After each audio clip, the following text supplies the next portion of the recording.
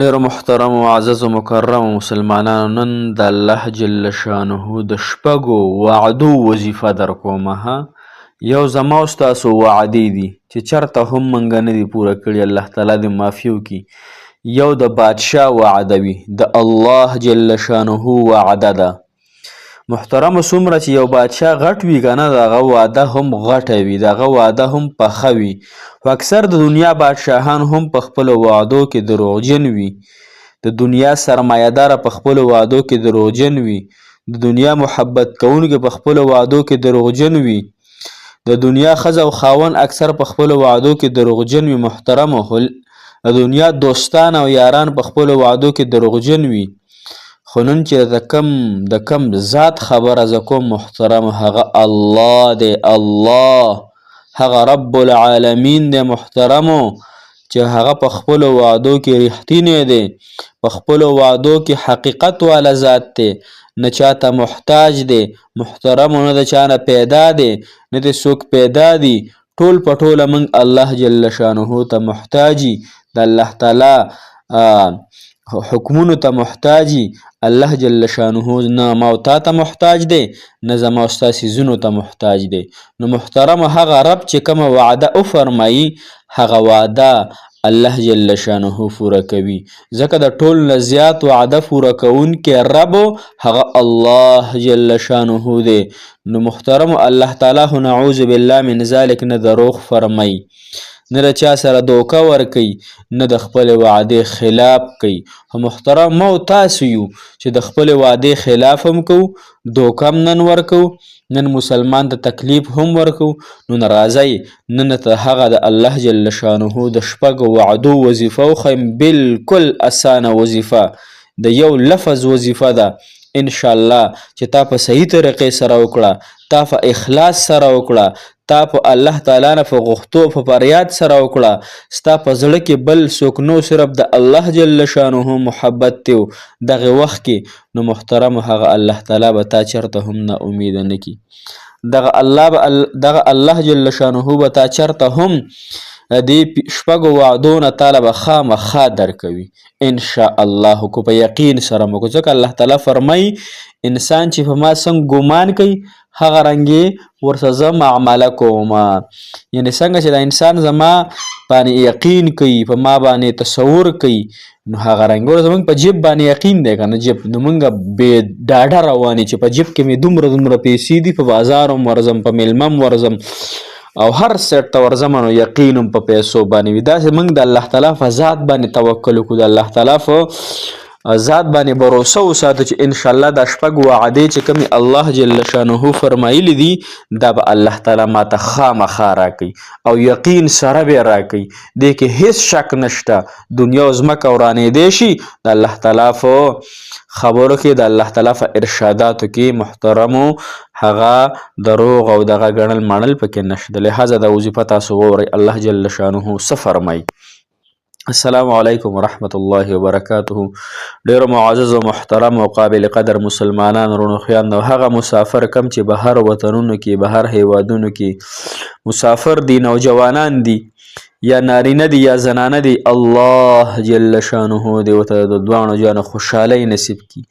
الله جل شانه دې د دواړو جانو کامیابی نصیب کړي دغه مسلمانانو ته، کم چې بهر وطنونو کې د خپلو بچو دپاره، خپلو ویانو دپاره زندگی تیروي، خپله نوجواني هغه د هغوی دپاره زړه کړه. ډېره مبارک دي وي، ډېرې خوشحالۍ دې ورته الله تعالی دغې نوجوانانو جنکو هلکانو ته ورکړي، کم چې نکاحګانې دې شوي محبتونو کې دي او رشتې نه کېږي، الله جل شانه دې ورته بهترین رشتې ورکړي. محترمو، نن صرف یوه اسانه وظیفه ښیم چې الله جل شانه په قرآن کې د هغې شپږ فایدې بیان کړي دي، شپږ کمالات بیان کړي دي چې ګوره دا د انسان له دې وظیفه باندې ورکوم، په بل هیڅ څه باندې دا الله جل شانه نه دي فرمایلي، لیکن په دې وظیفه باندې اسانه باندې الله تعالی وعدې فرمایلي، الله تعالی ارشاد فرمایلی. وعدې مطلب دا محترمو زمات مفهوم د وعدو نه دا چې الله تعالی د انعامات ورکوي. الله تعالی بیا ولې ذکر کول په قرآن کې؟ خو الله تعالی ورکوي که نه، الله تعالی موږ ته فرمایي چې تاسو له درکومه دا وظیفه کوئ، دا عمل شروع کړئ، دا دله درکوم، په حقیقت کې دله درکومه. د الله تعالی په خزانو کې څه کمی خو نه راځي، ټول مخلوق ته وغواړي د الله تعالی په خزانو کې څه کمی نه راځي. ګور الله جل شانه څه فرمایي، تاسو لومبې د الله تعالی د کلام ته لږ وق شئ. بسم الله الرحمن الرحیم.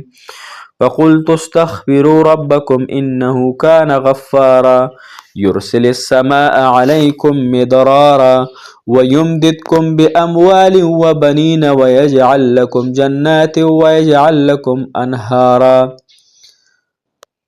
ما لكم لا ترجون لله وقارا. دسی ورپسې نور آیاتونه هم دي. محترمو ساسو د دنیا چې څومره غمونه دي کنه، ساسو بس څه غمونه دي، خو زه راته پکې څه بیانوم او ساسې کم غم دی کنه په دنیا کې، کومه پریشاني دی ده کنه، د هغې دپاره یې شروع کړه انشاءالله. او په یقین سره شروع کړه، خو پرېږدې بیا د مرګه پورې به دا وظیفه کېته، د مرګه پورې. او د مرګه پورې چې چا دا وظیفه شروع کړه نو یو خو به د قیامت په ورځ چې دی د قبر نه راپاسي او دی په خپله عملنامه کې وګوري، دی به ډېر زیات خوشحالي چې الحمدلله د دې مولي صاحب دا خبرې مې اورېدلې وي او په دې مې عمل کړی و، الحمدلله الله زما شکر دی په دې خپلې عملنامه باندې. چاته عملنامه په ګس لاس میلاویږي، چاته په دې سینه کې هغه سیټ ته به ورته میلاویږي، یعنې کتی به هم نشي. محترمو غوږ شئ، هغه د استغفار وظیفه ده. استغفر الله استغفر الله استغفر الله. دا څه ګران دی محترمو. نن موږ د استغفار نشو کولی، د خپلو خواهشاتو نه موږ نه وزګارېږو، موبایل نه وزګارېږو. غوږ شئ، الله تعالی کمې کمې فایدې درکوي. استغفار سره په تا رحمت نازلېږي، کله چې په تا رحمت نازلېږي ستا دعاګانې به قبلېږي. استغفار سره به الله تعالی تا سره محبت کوي، ستا به د الله تعالی سره محبت سیوا کوي. کله چې د چا سره محبت شي د بادشاه سره نو د خپل غلام ټول حاجتونه پوره کوي. استغفار سره د الله تعالی د انسان مغفرت کوي، ګناهونه معاف کوي. کله چې د انسان ګناهونه معاف شي الله تعالی د خپل ولی او مقرب بنده جوړي. استغفار سره په زړه باندې چې کم غبراحت وي، که په زړه باندې کم بوج او تکالیف ټول الله تعالی ختمه کوي. استغفار سره الله جل شانه د زړه زنګ صفا کوي، چې کله په زړه باندې زنګ وي دا زړه نه الله تعالی ته متوجه کیږي او نه دین ته متوجه کیږي. لهذا کله چې د زړه نه زنګ صفا شي نو دا به په هر سیس کې استعمالیږي. لکه سریې ته چې زنګ ولګي نو بدې خلک بیا رګمالي څوک له فینټ ورکوي. استغفار سره الله جل شانه بارانونه نازلوي. نن په موږ باندې باران نشته، غیر چاپېره بټخیله ته مرګره یو خو بل خو بارانونه وشو. نن زموږ په ضلع مردان کې باران خوشه، زموږ په علاقه کې بارانونه نشته. الله تعالی دې معافي وکړي. استغفار سره الله تعالی خوشحالیانې راولي، کله چې خوشحالي نو غم بني. استغفار سره الله تعالی په مال کې اضافه کوي چې موږ او تاسو پسې سروالي بروالي ګرځو مسافر هم. الله تعالی دې معافي وکړي. نارینه هم زنانه هم، چا چې مال څومره سیوی د هغه دبدبه سیوی. مال چې سیوی د الله تعالی په دین به لګي، پر غریبانانو به لګي. مال لپاره څوک چې ډېر استغفار وي ډېر مال به الله تعالی ورکوي. نارینه اولاد موږ غواړو نن نه میلاویږي. نن د هر چا د دویم دریم کور کې هر د هر چا څلور او پنځه جینکۍ کېږي، نارینه اولاد نشته. که د چا نه وي نو موږ سره نارینه اولاد دپاره رابطه وکړئ. فصلونه به الله تعالی تاسو له ډېر زیات کړي. استغفار سره الله تعالی دریابونه بهترینو طریقو سره چلی. استغفار سره موجوده وخت کې به ستا په قوت کې الله تعالی اضافه وکړي.